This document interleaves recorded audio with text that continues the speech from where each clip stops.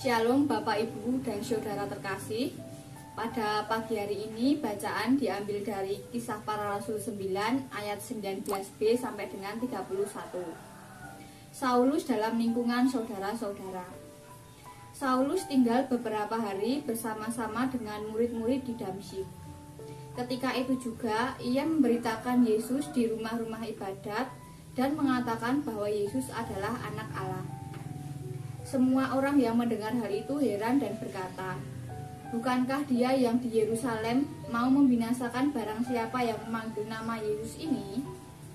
Dan bukankah ia datang ke sini dengan maksud untuk menangkap dan membawa mereka ke hadapan imam-imam kepala?"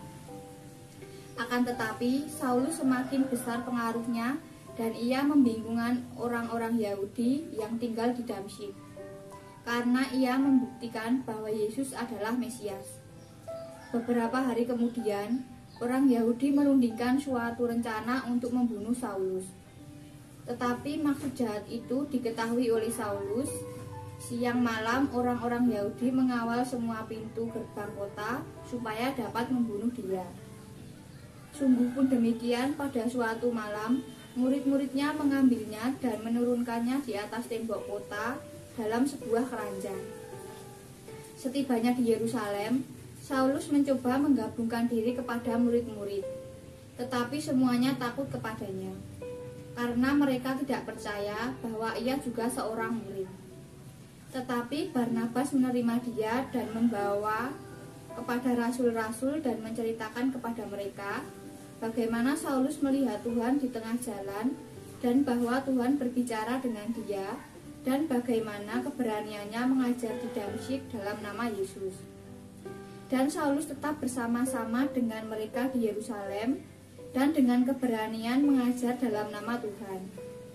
Ia juga berbicara dan bersoal jawab dengan orang-orang Yahudi yang berbahasa Yunani, tetapi mereka itu membunuh dia.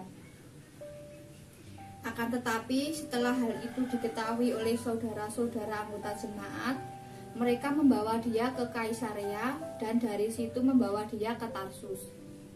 Selama beberapa waktu di seluruh Yudea, Galilea dan Samaria berada dalam keadaan damai. Jemaat itu dibangun dan hidup dalam takut akan Tuhan. Jumlahnya makin bertambah besar oleh pertolongan dan penghiburan Roh Kudus. Demikianlah sabda Tuhan. Mari kita berdoa doa Bapa kami. Bapa kami yang di surga, dikuduskanlah namamu, datanglah kerajaanmu, jadilah kehendak-mu di bumi seperti di surga. Berikanlah kami pada hari ini makanan kami yang secukupnya, dan ampunilah kami akan kesalahan kami, seperti kami juga mengampuni orang yang bersalah kepada kami. Dan janganlah membawa kami dalam pencobaan, tetapi lepaskanlah kami daripada yang jahat. Karena Engkau lah yang mempunyai kerajaan dan kuasa dan kemuliaan sampai selama-lamanya.